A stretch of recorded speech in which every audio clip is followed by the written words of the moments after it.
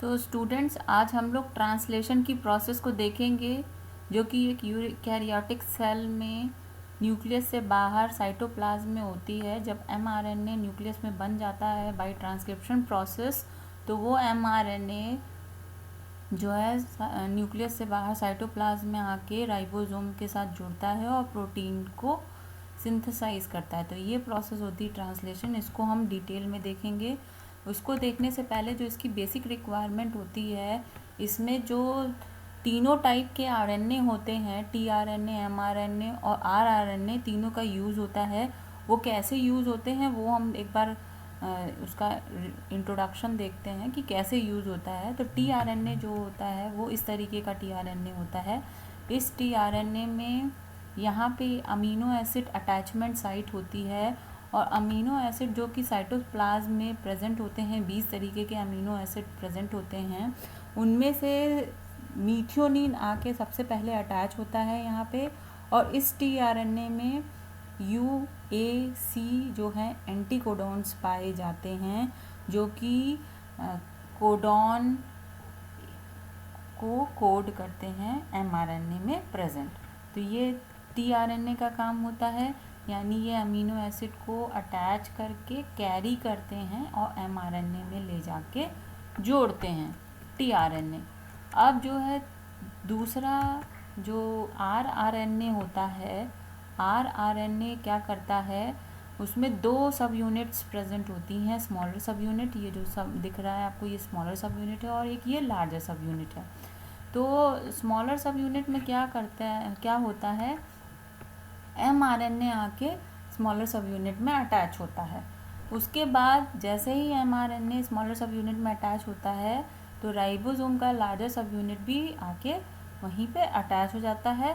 और इस लार्जर सब यूनिट में दो साइट प्रेजेंट होती हैं, ए साइट और पी साइट। ए और पी साइट में क्या होता है, टीआरएनए जो है अमीनो एसिड को कैरी करके लाता है और यहाँ पे आके इन साइट्स पे, लार्जर सब यूनिट के साइट्स पे जोड़ता है।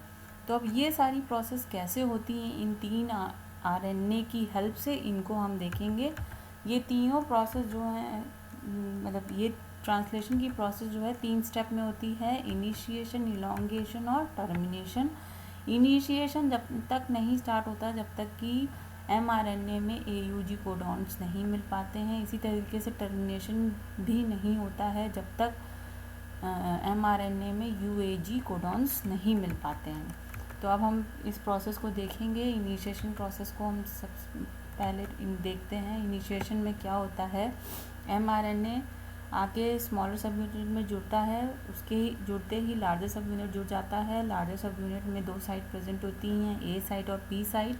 और जो एमआरएनए होता है, इनमें प्रेजेंट जो नाइट्रोजनस बेसेस होते हैं, ये 3 नाइट्रोजनस बेसेस मिल के कोडॉन बनाते हैं।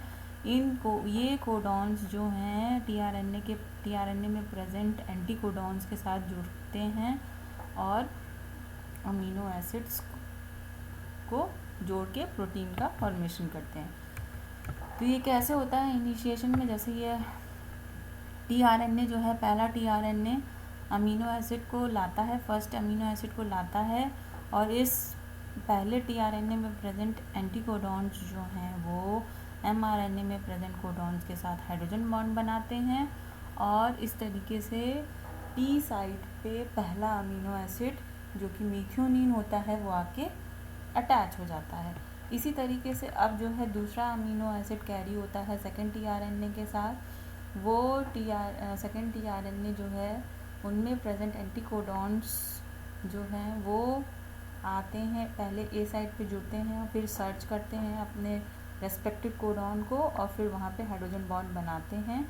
और जैसे ही ये जुड़ ए साइट पे आके जुड़ते हैं, वैसे ही अमीनो एसिड 1 और अमीनो एसिड 2 के बीच में पेप्टाइड बॉन्ड बन जाता है, और पेप्टाइड बॉन्ड बनने के बाद थर्ड इलॉन्गेशन स्टेप स्टार्ट होने लगती है, और थर्ड अमीनो एसिड जो है कैरी होता है थर्ड टीआरएनए के साथ, एंटीकोडॉन के साथ। और इसको जो है अब स्पेस नहीं मिलता है, ये कहाँ अटैच हो ये ढूंढता है, सोचता है। तो अब क्या होता है, जैसे ही पेप्टाइड बॉन्ड बन जाता है अमीनो एसिड 1 और अमीनो एसिड 2 के बीच में, तो जो फर्स्ट टीआरएनए होता है वो पी साइट को छोड़ देता है। पी साइट को छोड़ते ही पी साइट खाली हो जाता है। ये सेकेंड टीआरएनए जो है ए साइट से पी साइट में ट्रांसफ़र होता है और ए साइट ऐसे खाली मिल जाता है और थर्ड टीआरएनए आके ए साइट में जुड़ जाता है। इस तरीके से ए साइट में थर्ड टीआरएनए आके जुड़ा और अमीनो एसिड 2 और अमीनो एसिड 3 के बीच में पेप्टाइड बॉन्ड का फॉर्मेशन होने लगता है। और जैसे ही पेप्टाइड बॉन्ड बन जाते हैं पी साइट पे प्रेजेंट सेकेंड टीआरएनए वो अपनी जगह छोड़ देता है और बाहर निकल जाता है। जैसे ही वो जगह छोड़ता है थर्ड टीआरएनए जो है पी साइट पे आ जाता है और फोर्थ टीआरएनए जो अमीनो एसिड 4 को कैरी करता है वो ए साइट पे आके जुड़ जाता है। तो ये प्रोसेस लगातार चलती रहती है। राइबोसोम 5 प्राइम एंड एमआरएनए से मूव करते हुए 3 प्राइम एंड की तरफ मूव करता है और अमीनो एसिड को जोड़ता जाता है। तो ये इलॉन्गेशन प्रोसेस ऐसे लगातार चलती रहती है 5 prime end to 3 prime end, और ये प्रोसेस तब तक चलती है जब तक कि टर्मिनेशन कोडॉन्स एमआरएनए में नहीं मिल जाते। जैसे ही एयूजी कोडॉन टर्मिनेशन कोडॉन्स या स्टॉप कोडॉन्स मिल जाते हैं वैसे ही अमीनो एसिड की जुड़ने की प्रोसेस रुक जाती है और प्रोटीन सिंथेसिस का टर्मिनेशन हो जाता है, यानी अब अमीनो एसिड्स नहीं जुड़ते हैं और प्रोटीन का फॉर्मेशन कंप्लीट हो जाता है। और जैसे ही ये कोडॉन मिलते हैं टर्मिनेशन स्टॉप होता है। एमआरएनए यहाँ राइबोसोमल स्मॉलर सब यूनिट से अलग हो जाता है।